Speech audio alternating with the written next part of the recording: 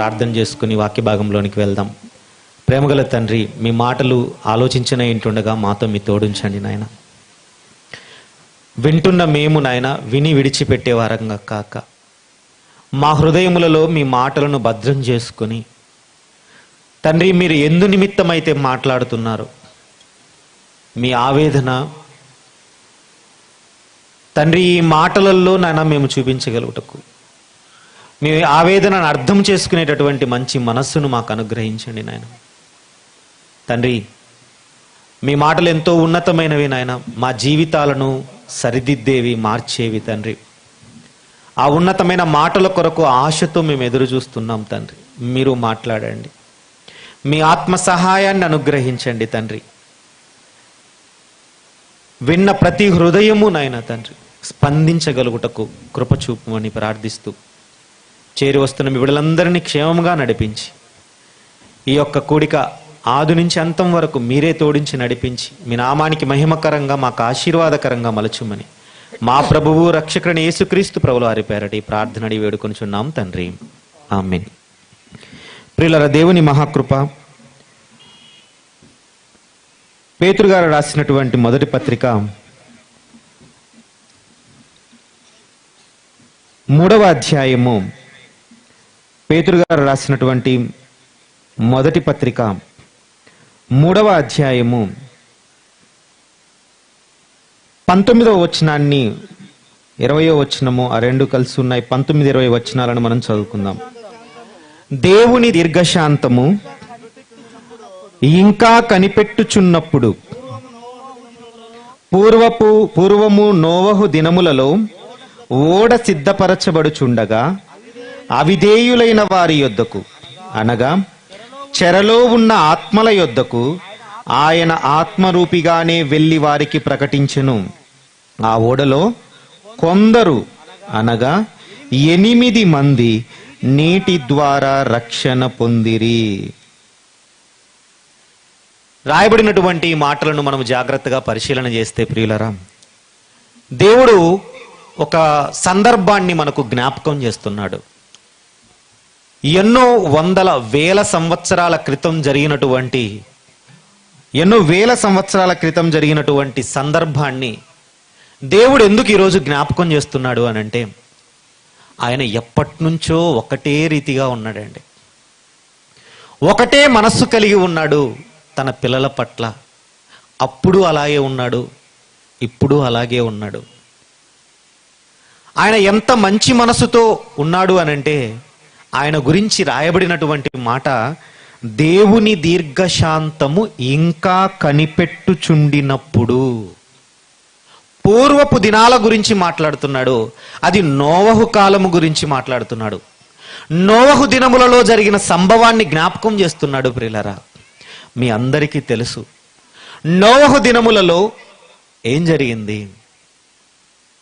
నోవహుకు దేవుడు ప్రత్యక్షమై, దేవుని వాక్కు ప్రత్యక్షమై ఆయనకు ఒక మాట చెప్పింది, ఇదిగో ఓడ సిద్ధపరచు. నోవహును ఓడ సిద్ధపరచాలి. మరి దేవుని ఆశ, దేవుని ఆలోచన ఓడ సిద్ధపరచబడమన్నప్పుడు ఏంటో తెలుసా ప్రియులరా? ఇదిగో ఈ యొక్క లోకములో పాపము పెచ్చరిల్లిపోయింది, అవిధేయులుగా మారిపోయారు, చెడుతనము విస్తరించింది. ఆయన బాధపడ్డాడు. ప్రియులరా, నేను ఈ భూమి మీద నరులను చేసినందుకు సంతాపము నొందుతున్నాను అని అన్నాడు. చాలా బాధ. ఒక తండ్రికి ఎప్పుడు బాధ వస్తుందో తెలుసా? తను కన్న, తను పోషించిన, తను పెంచినటువంటి తన పిల్లలు తనకు కాకుండా పోతున్నప్పుడు, తన మాటే వినకుండా లెక్క చేయని బ్రతుకుతున్నప్పుడు, తన నుండి దూరం అయిపోయి తనకు కాకుండా పోతున్నప్పుడు బాధ ఉంటుందండి, ఆవేదన ఉంటుంది. కాపాడుకోవాలనుకుంటాడు, రక్షించుకోవాలనుకుంటాడు, తన సొంతం చేసుకోవాలనుకుంటాడు, తన మాట వినేటట్లుగా చేసుకోవాలనుకుంటాడు. ఈ ప్రయత్నంలో ఆయన చెయ్యనటువంటి పనంటూ ఉండదండి. ఆయన చేసేటటువంటి ప్రయత్నము, ఏ ప్రయత్నమైనా సరే చేసి తన పిల్లలను తనకు అయ్యేటట్లుగా, తన వారుగా అయ్యేటట్లుగా మలుచుకోవాలన్నది, తన వైపు తిరిగేటట్లుగా మలుచుకోవాలన్నది ఆయన ఆశ. ప్రియులరా, అంటే దానికోసం ఏమైనా చేయటానికి సిద్ధపడుతున్నాడు, ఏమైనా చేయటానికి. ఏమండి, మన కోసం ఈ సృష్టినంతా కలిగించినటువంటి దేవుడు, ఈ సృష్టిలో మనము ఆయన వైపు మరలటానికి, ఆయన వైపు తిరగటానికి ఆయన చూపించేటటువంటి దీర్ఘశాంతం అంతా చూపిస్తున్నాడండి. దేవుని దీర్ఘశాంతము ఇంకా కనిపెట్టుచుండినప్పుడు అన్న మాట రాయబడి ఉంది. అంటే ఆయన కనిపెడుతున్నాడు, ఆయన ఆశగా ఎదురు చూస్తున్నాడు. నా పిల్లలు నావారు, నాకు సంబంధించిన వారు, వారు ఎందుకు దారి తప్పుతారు? దారి తప్పిన స్థితిలో వారు ఉన్నప్పుడు వారిని దారి మరలించి మరలా దారిలోనికి రప్పించేటటువంటి బాధ్యత తీసుకుంటాను అని అనుకున్నాడు. అంటే ఒక ఆలోచన చేశాడండి. ఇదిగో నోహు, నీవు నీతిమంతుడివిగా కనబడుతున్నావు, నీ నీతిమంతమైనటువంటి లక్షణాలు నన్ను చాలా సంతోషానికి గురి చేశాయి. అయితే నువ్వు నా కోసం ఒక పని చేసి పెట్టాలి, ఓడను నిర్మించు. ఓడను నిర్మించమంటే ఏదో 2, 3, 4, 10 మంది 20 మంది పట్టే ఓడ కాదండి. ఆ ఓడ నిర్మాణం గురించి చెబుతున్నప్పుడు నోహు గారు ఆశ్చర్యపోయారు. ఏంటి ఈ ఓడ నిర్మాణపు కొలతలు? ఎందు నిమిత్తం ఎంతమంది పట్టాలని ఈ ఓడలో? అంటే జంతువుల కోసము, పక్షుల కోసము, వాటి కోసం, జీవరాశుల కోసమే అని అనుకున్నారా? అవన్నీ దానిలోనికి రావటం కోసమే ఆశపడి చేశాడు అనుకుంటున్నారా? కాదండి. ఇదిగో నా పిల్లలు, దారి తప్పిన నా పిల్లలు, చెడుతనముతో కూడినటువంటి నా పిల్లలు, వారు చాలా దారి తప్పారు. వారి చెడుతనము ఇదిగో చాలా పెచ్చరిల్లిపోయింది, ఎక్కువైపోయింది. కానీ వారిని నా వైపునకు మరల్చుకునేందుకు, వారిని రక్షించేందుకు ఇదిగో ఈ ఓడ.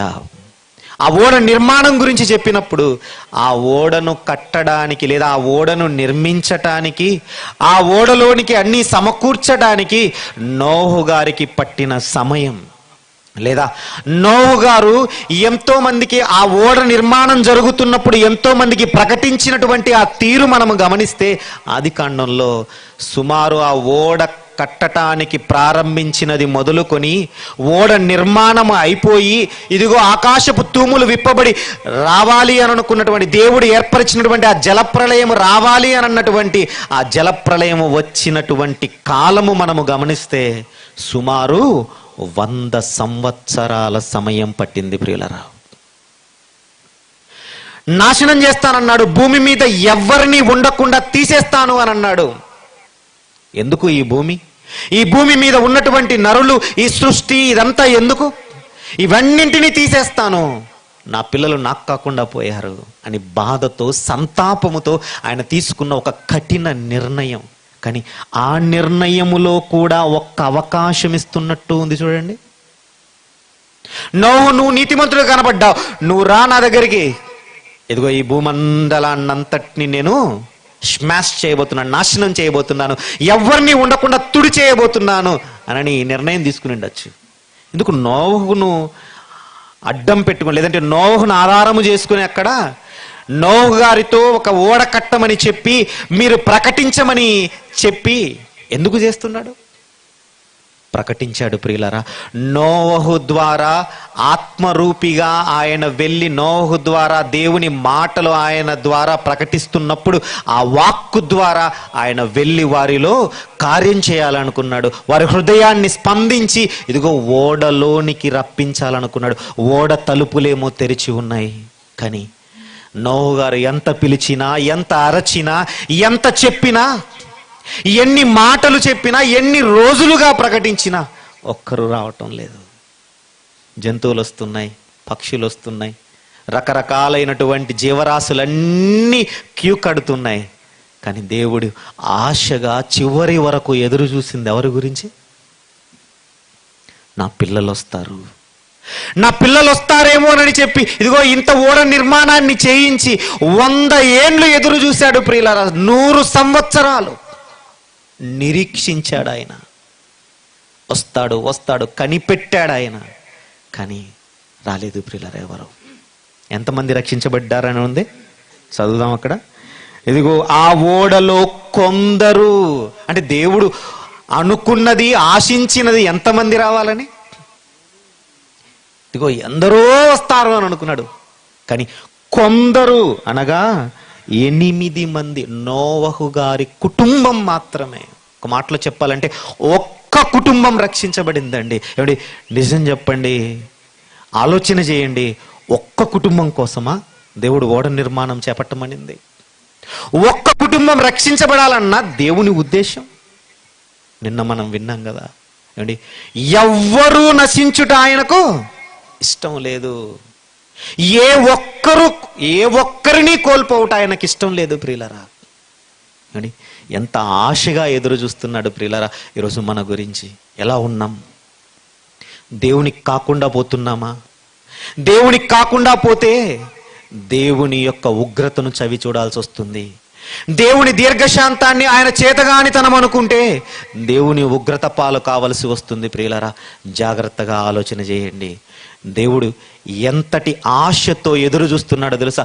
ఈ రోజుటికి ఆయన పలుకుతున్నటువంటి మాటలు, ఈ రోజుటికి ఆయన చెబుతున్నటువంటి మాటలు, దారి తప్పిన పిల్లల గురించి, ఇదిగో తిరగబడినటువంటి జనుల గురించి ఆయన ఆశగా ఎదురు చూస్తున్నటువంటి. నా మీద ఎన్నో మాటలు అన్నారు కదా, నన్ను కాదని వెళ్ళిపోయారు కదా, నేను పోషకుణ్ణి కాదనుకున్నారు కదా, నేను రక్షకుణ్ణి కాదనుకున్నారు కదా. పోనీలే, మీరు నన్ను నిన్నన్నా అనండి, కానీ మీరు నాకు కావాలి అని కోరుకుంటున్నాడండి ఆయన.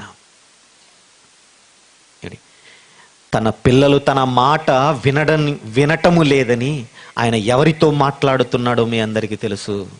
యెషయా గ్రంథంలో, ఆకాశమా ఆలకించు, భూమి చెవియొగ్గు, నేను పిల్లలను పెంచి. ఒక తండ్రి ఆవేదన ప్రియులారా, ఒక తండ్రి ఆవేదన మనకు అర్థమైందా? తన పిల్లలతో మాట్లాడుకోవాలి, తన పిల్లలతో ముచ్చటించాలి అని అనుకున్న ఆయన ఎవరితో మాట్లాడుతున్నాడు? ఆకాశంతో మాట్లాడుతున్నాడు, భూమితో మాట్లాడుతున్నాడు. ఎందుకు? తన పిల్లలు వినే స్థితిలో లేరు, తిరగబడి ఉన్నారు. గాడిద సొంతవాణి దొడ్డి తెలుసుకుంటుంది, ఎద్దు తన కామందు నెరుగుతుంది, యజమానుడు ఎవరో గుర్తుపడుతుంది. కానీ నా పిల్లలు నాకు కాకుండా పోయారు, నన్నెరుగరు. అంటే నేనెవరో వారికి అర్థం కావటం లేదు. నేను తండ్రినయ్యా, నేను తండ్రిని, మిమ్మల్ని పెంచాను, మిమ్మల్ని పోషించాను, మిమ్మల్ని ప్రయోజకుల్ని చేయాలనుకున్నాను, మీరు నావారు. అండి, దేవుడు మనకిచ్చిన ఆధిక్యత మామూలుది కాదండి. దేవుని కుమారులం, దేవుని కుమార్తెలం మనము. అండి, ఈరోజు దేవుని కుమారుడన్న ఆధిక్యత సామాన్యమైనదా? మీరు నావారు అని చెప్పుకున్నాడు, మనం ఆయనకు కాకుండా పోతున్నాం ప్రియులారా. లేదు ప్రభువా, మేము నీ వారము కాదు, మేము లోకపు వారము, లోకములో కలిసిపోయే వారము. ఏం చేశారు? తప్పు, తిరగబాటు, దేవుణ్ణి ఎరుగని స్థితి, లోకములో కలిసిపోయేటటువంటి స్థితి. అండి, పాపముతో కూడినటువంటి లోకములో ఉన్న జనుల వైపు దేవుడు ఏం చేస్తున్నాడు తెలుసండి? ఇదే యెషయా గ్రంథము 65వ అధ్యాయము 2వ వచనం ప్రియులారా. 65వ అధ్యాయము 2వ వచనము ఏం చేస్తున్నాడో చూడండి.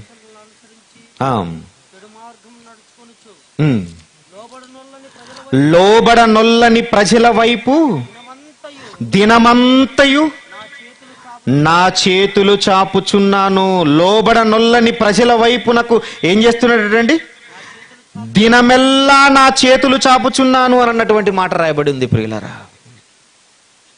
దినమెల్లా నా తమ ఆలోచనలను అనుసరించి చెడు మార్గమున నడుచుకొనుచు. ఇదిగో ఈ లోకములో చెడు మార్గంలో, అంటే దేవుడు ఏర్పరిచిన మార్గములో దేవుని వైపునకు కాకుండా, దేవునికి కాకుండా పోతున్నటువంటి జనుల వైపు ఏం చేస్తున్నాడటండి? లోబడనొల్లని ప్రజల వైపు దినమంతయు అని అన్న మాట రాయబడింది చూడండి. దినమంతయు నా చేతులు చాపుచున్నాను. అంటే ఎవరైనా తండ్రి తల్లి పిల్లల్ని దగ్గరికి తీసుకునేటప్పుడు, పిల్లల్ని దగ్గరికి రమ్మనేటప్పుడు దినమంతా చేతులు చాచించుతారండి? దినమంతా చేతులు చాచించుతారా? మన తండ్రి మనకు చెప్పటానికి ఏమని రాయించాడు తెలుసా? మనకు అర్థం అవ్వటానికి, నేను ఎంతో దీర్ఘశాంతముతో ఓర్పుతో నీ కోసం ఎదురు చూస్తున్నానయ్యా అని చెప్పటానికి దినమెల్లా చేతులు చాచి ఉంచాడటండి. ఎంత ప్రేమ ఆయనకు! నీ పట్ల నా పట్ల నువ్వు లోబడాలని, ఆయనకు నువ్వు ఆయన దగ్గరకు రావాలని ఎంత ఇష్టంతో కోరుతున్నాడు ఒక్కసారి ఆలోచించు. దినమెల్లా చేతులు చాపుతున్నటువంటి ఆయన వైపునకు నువ్వు వెళ్ళవా? ఆయన నీ పట్ల చూపిస్తున్నటువంటి ప్రేమ ఎలాంటిదో ఒక్కసారి దేవుడు ఇర్మియా గ్రంథము 31వ అధ్యాయము 3వ వచనంలో చెబుతున్నాడండి. ఆయన దినమెల్లా చేతులు చాపుతూ నా పట్ల ఎట్టి ప్రేమ కలిగి ఉన్నాడో చూడండి ప్రియులారా. 31వ అధ్యాయం ఇర్మియా గ్రంథము 3వ వచనము. చాలా కాలము క్రిందట యెహోవా నాకు ప్రత్యక్షమై ఇట్ల నేను శాశ్వతమైన ప్రేమతో నేను నిన్ను. ఎట్టి ప్రేమది?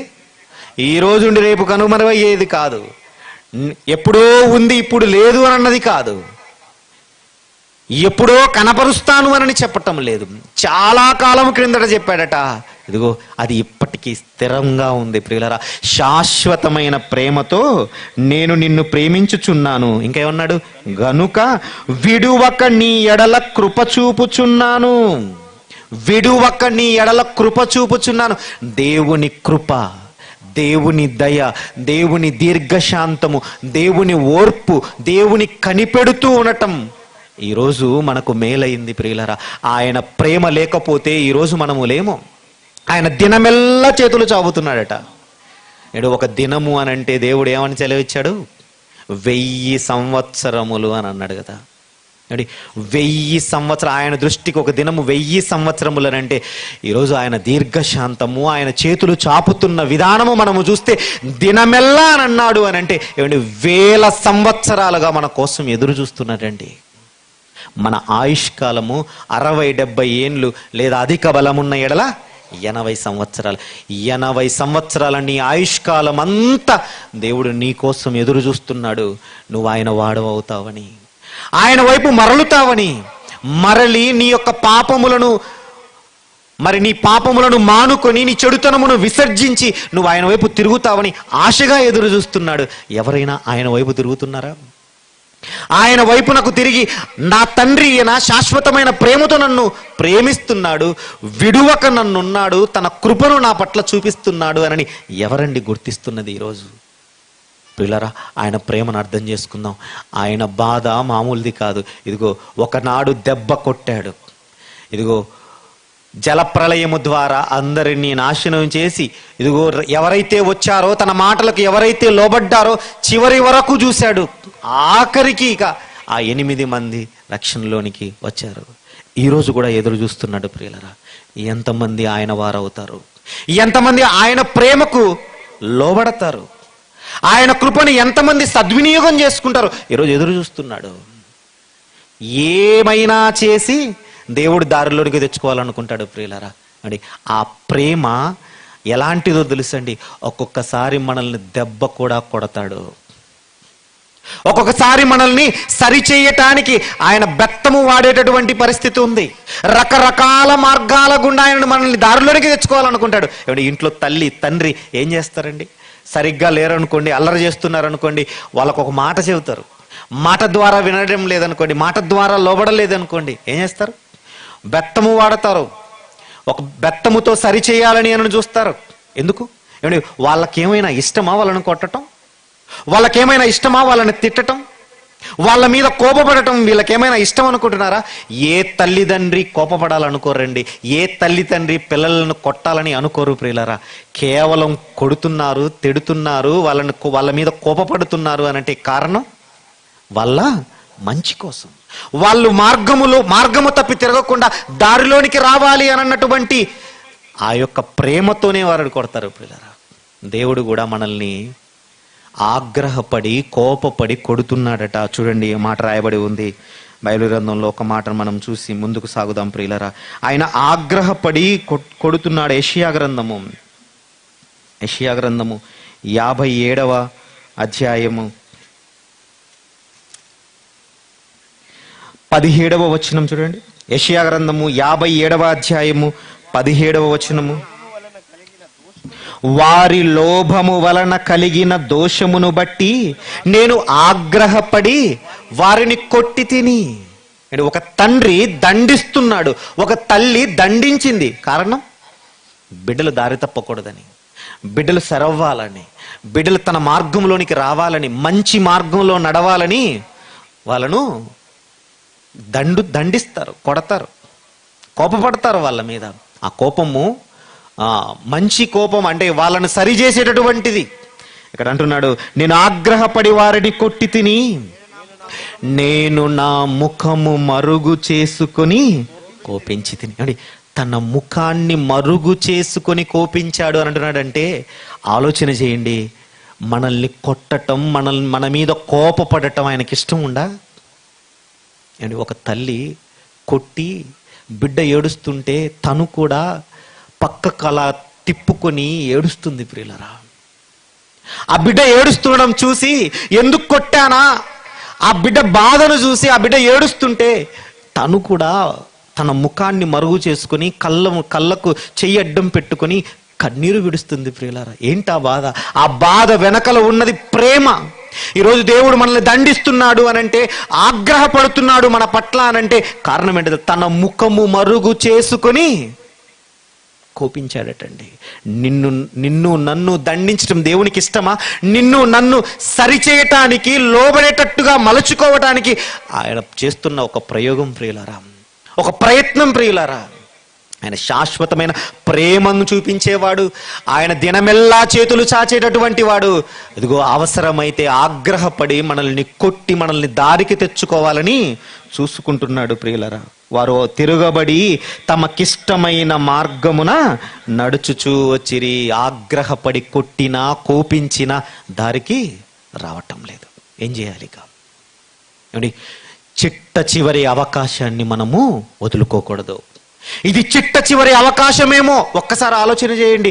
ఈ సభల ద్వారా, ఈ మాటలు వినబడము ద్వారా మీకు నాకు చిట్ట చివరి అవకాశం అయితే, ఇక మరలా తిరగడానికి, మరలా దేవుని వైపు మరల్చడానికి అవకాశము లేకపోతే, మరొక దినము మన జీవితంలో లేకపోతే మనం ఎలా మారతాం? ఆయన వైపునకు ఎలా తిరగగలం? ఏమనుకోవాలి? ఇదే చిట్ట చివరి అవకాశం అనుకోవాలి. ఈ అవకాశం మీరిపోతే దినమెల్లా చేతులు చాచినటువంటి దేవుడు ఎందుకు చాచాడు? మనల్ని హక్కున చేర్చుకోవటానికి, మనల్ని కాపాడటానికి, రక్షించడానికి దినమెల్లా చేతులు చాచిన దేవుడు చిట్ట చివరి అవకాశం అయిపోయిన తర్వాత ఏం చేయబోతున్నాడో చూసుకుని ముగించుకుందాం ప్రియులరా. చూడండి బైబిల్ గ్రంథంలో ఆయన దినమెల్లా చేతులు చాచాడు. ఇర్మియా గ్రంథము 15వ అధ్యాయము 6వ వచనము. ఇర్మియా గ్రంథము 15వ అధ్యాయము 6వ వచనము ప్రియులారా. ఇర్మియా గ్రంథము 15వ అధ్యాయము 6వ వచనము. యెహోవా వాక్కు ఇదే, నీవు నన్ను విసర్జించి ఉన్నావు. ఏమంటే నీవు నన్ను విసర్జించి ఉన్నావు. నువ్వు ఎంత చేశాను నీకోసం, ఎంత ఆశగా ఎదురు చూశాను నీకోసం, నువ్వు విసర్జించావే. నీ వెనక తీసి ఉన్నావే. నేను నీకోసం ఎంత ముందుకొస్తే, నీకోసం అంత చేతులు చేస్తే నువ్వేమో వెనక్కి వెళ్ళిపోతున్నావే. నిన్ను నశింపచేయునట్లు నేను నీ మీదికి నా చేతిని చాచియున్నాను అని అంటున్నాడు. చూడండి ఏమండి, ఒకనాడు చేతులు చాచి ప్రేమగా ఎదురు చూసినటువంటి ఆ తండ్రే విసర్జించినందుకు, నువ్వు ఆయన్ని విసర్జించినందుకు, ఆయన్ను కాదనుకున్నందుకు, ఆయన మాటలు పెడచెవిన పెట్టినందుకు, వెనకడుగు వేసినందుకు ఏం చేస్తానంటున్నాడండి? నిన్ను నశింపచేయునట్లు నేను నీ మీదికి నా చేతిని చాచి ఉన్నాను, సంతాపపడి నేను విసిగి ఉన్నాను. ఓర్పు ఓర్పు ఓర్పు ఓర్పు ఓర్పు విసుగు వరకు వెళ్ళకూడదు ప్రియులరా. దీర్ఘశాంతము విసుగు వరకు వెళ్ళకూడదు. దేవుని దీర్ఘశాంతాన్ని విసుగు చెందేటట్లుగా చేసుకుంటున్నావా? సంతాపపడేటట్లుగా చేసుకుంటున్నావా? చాలా ప్రమాదం ప్రియులారా. ఎందుకంటే దేవుని చేతిలో పడుట భయంకరము అని రాయబడి ఉంది. ఈరోజు ఆగ్రహపడి మనల్ని కొట్టి మనల్ని సరి చేసుకోవాలనుకుంటున్న దేవుడు ఈసారి ఇలాంటి దెబ్బ కాదు. నిన్ను సరి చేసుకునేందుకు కాదు దెబ్బ ఈసారి. నిన్ను నశింపచేయునట్లు నేను నా చేతిని చాచి ఉన్నాను అని అంటున్నాడు అని అంటే ఒకసారి ఆలోచన చేయండి ప్రియులారా. వద్దు, అంతవరకు తెచ్చుకోకూడదు ప్రియులారా. ఎందుకో తెలుసండి, ఎప్పటి నుంచి నువ్వు ఆయన వాడవు అవుతావని చెప్పి ఎప్పటి నుంచి ఎదురు చూస్తున్నాడో తెలుసండి.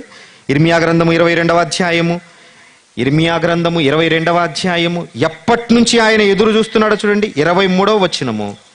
ఇర్మియా గ్రంథము 22వ అధ్యాయము క్షమించండి 21వ వచనము. ఇర్మియా గ్రంథము 22వ అధ్యాయం 21వ వచనము. నీ క్షేమకాలములలో నీతో మాటలాడి తిని గాని నేను విననని నీ వంటివి. దేవుని మాటను చెవియొగ్గక, దేవుని మాటను స్వీకరించక క్షేమకాలం. ఇదిగో ఇది క్షేమకాలం. ఈరోజు ఇక్కడ మనం వింటున్నాం. ఎంత చక్కటి వాతావరణములో, ఎంత శ్రమ కోర్చి, ఎంత వ్యయమును పెట్టి ఈరోజు మీకోసమే కదా, మీ మార్పు కోసమే కదా. క్షేమకాలములలో వినబడుతున్న దేవుని మాటను స్వీకరించకపోతే ఏమంటున్నాడు చూడండి. ఇదిగో నేను విననని నీ వంటివి, నా మాట వినకపోవుటే నీ బాల్యము నుండి నీకు వాడుక అని అంటున్నాడు చూడండి. ఎప్పటి నుంచి చెప్పిస్తున్నామండి దేవుని మాటలు, ఎప్పటి నుంచి వింటున్నారు దేవుని మాటలు? బాల్యము నుండి. ఇప్పటి నీ వయసు ఎంత చూసుకో ఒక్కసారి. ఇప్పుడు మీ వయసు ఎంత? ఇప్పటి వరకు దేవుని మాటలు వినబడుతూనే ఉన్నాయి. ఆయన ప్రేమ మీ పట్ల కురిపిస్తూనే ఉన్నాడు, ఎదురు చూస్తూనే ఉన్నాడు, కానీ వినటం లేదు. దిద్దుకోవాలి పిల్లలు. దేవుడు మన నుండి కోరుతున్నది మన మార్గములను దిద్దుకొని మనము సరవటం. ఇర్మియా గ్రంథం 7వ అధ్యాయం 3వ వచనము. ఇర్మియా గ్రంథము 7వ అధ్యాయము 3వ వచనం. ప్రియులారా, సైన్యములకు అధిపతియగు యెహోవా ఇలాగు సెలవిచ్చుచున్నాడు, నేను ఈ స్థలమున మిమ్మును నివసింపచేయునట్లు మీ మార్గములను మీ క్రియలను దిద్దుకొనుడి. దిద్దుబాటు. ఈరోజు దిద్దుబాటు కొరకే ఈ యొక్క సభలు. దిద్దుకోవాలి ప్రియులరా. మీ మార్గములను మీ క్రియలను దిద్దుకొనుడి అనని దేవుడు మన గురించి ఎదురు చూస్తున్నాడు. దిద్దుకొని సరైతే దేవుడు ఆశగా మనల్ని ఎదురు చూస్తున్న దానికి సార్థకత చేకూర్చిన వాళ్ళం అవుతాం. దేవుని దీర్ఘశాంతానికి ఫలితం ఇచ్చిన వాళ్ళం అవుతాం. ఆయన అంతగా కనిపెడుతున్నది, అంత ఓర్పుగా మీ గురించి నా గురించి ఎదురు చూస్తున్నది. మీరు ఆయన వారు కావాలని, ఆయన దగ్గరకు రావాలని. ఏ తండ్రి అయినా కోరుకునేది తన కుమారుడు తన కుమార్తె తన దగ్గర ఉండాలని. ఆయన కోరుతున్నది అదే ప్రియులారా. నువ్వు దూరం అవడం ఆయనకి ఇష్టం లేదు. నువ్వు పాతాళానికి వెళ్ళిపోవటం, నిత్య నరకాగ్నికి వెళ్ళిపోవటం ఇష్టం లేదు. ఆయన ఏమనుకుంటున్నాడో తెలుసా? నిత్యము నాతో పాటే ఉండాలి నా కుమారుడు నా కుమార్తె, నిత్యము నాతోనే ఉండాలి అని కోరుకుంటున్నది. నిజంగా ఆయన స్వార్థం ప్రియులారా. మిమ్మల్ని నన్ను ఆయనున్న చోటికి తీసుకొని వెళ్ళాలని ఎంత చేశాడు. ఆఖరికి యేసుక్రీస్తు ప్రభుల వారినే మన కొరకు పంపించేంతగా ఆయన త్యాగం చేశాడే, తన ప్రియ కుమారుణ్ణి ఈ లోకానికి అర్పించేంతగా ఆయన చేశాడే. మరి మనమేం చేస్తున్నాం? ఆయన దీర్ఘశాంతానికి తగినటువంటి క్రియలు, మార్గము దిద్దుకోవటం మనలో ఉందా? ఒక్కసారి ఆలోచన చేయండి ప్రియులారా. దినమెల్లా చేతులు చాపుతున్న ఆయన మనల్ని నశింప చేయటానికి ఆయన చెయ్యి చాపేటంత పరిస్థితి మనము తెచ్చుకోకూడదు ప్రియులారా. ఈ మాటలను మన హృదయమందు విశ్వసించి మన క్రియలను మన మార్గములను దిద్దుకొని ఆయన వైపునకు మరలుదాం. ఎంతకాలం ప్రియులారా? దేవుడు ఆవేదన చెందుతున్నాడు. దేవుని ఆవేదనను అర్థం చేసుకునేటటువంటి ప్రయత్నం చేద్దాం. ఆయనకు దగ్గరయ్యేటటువంటి ప్రయత్నం చేద్దాం. ఆయన వైపునకు మరలుదాం. ఆయన అంటున్నాడండి, మీరు నా వైపు మరలితే నేను మిమ్మల్ని సంతోషపెడతానంటున్నాడండి. ఆయనకు అంతకంటే సంతోషం ఏముంది? ఆయన వైపునకు మీరు మరలితే, ఇదిగో మీరు నా వైపు తిరగండి, నేను మీ వైపు తిరుగుతానంటున్నాడు. తండ్రి నా వైపుకు రండి, నా దగ్గరకు రండి, నేను మీ వైపుకు తిరుగుతాను అని అన్నాడు. కాబట్టి ఆయన మన గురించి ఆశగా ఎదురు చూస్తున్నాడు. మనము ఆసక్తితో ఆయన మాటలను విని అంగీకరించి దేవుడున్న లోకానికి చేరటానికి సిద్ధపడదాం. ప్రార్థన చేసుకుందాం. ప్రేమగల తండ్రి, మీ మాటలు ఇంతవరకు మేము విన్నాం నాయన. తండ్రి, బాల్యము నుండి నీకు వాడుక అని మమ్మల్ని హెచ్చరిస్తున్నారు తండ్రి. ఎప్పటి నుంచి మేము మీ మాటలు పెడచెవిన పెడుతున్నామో మాకు జ్ఞాపకం చేశారు నాయన. మీరు ఎంతటి ఆశగా ఆసక్తితో ఎదురు చూస్తున్నారో, కనిపెడుతున్నారో నాయన తండ్రి, మీరు మాకు జ్ఞాపకం చేశారు నాయన. మీ మాటలు ఎన్ని విధాలుగా ఎన్ని ప్రయత్నాలు మీరు చేస్తున్నారో మమ్మల్ని సరిదిద్దడానికి, మమ్మల్ని మీ వైపునకు మరల్చుకోవటానికి తండ్రి. అయ్యా, మీ ఓర్పు విసుగు పుట్టించేంత విధంగా మేము వినకుండా ఉండే స్థితి కాకుండా నాయన తండ్రి, మీ మాటలకు మేము లోబడి మీ వైపునకు వచ్చేటటువంటి బిడలంగా మేము ఉంటూ కృప చూపండి నాయన తండ్రి. అనేకమైనటువంటి మాటలతో తండ్రి మీరు మమ్మల్ని సంధించి మా హృదయములను తండ్రి మార్చుకొనుటకు మీరు మంచి అవకాశం ఈ సభల ద్వారా అనుగ్రహించినందుకు మీ కృతజ్ఞతాస్తులు చెల్లిస్తూ మా ప్రభువు రక్షకుడైన యేసుక్రీస్తు ప్రభుల వారి పేరట ఈ ప్రార్థన అడిగి వేడుకొనుచున్నాం తండ్రి, ఆమేన్. అందరికీ వందనాలు. దేవుడి నామానికి మహిమ కలుగును గాక.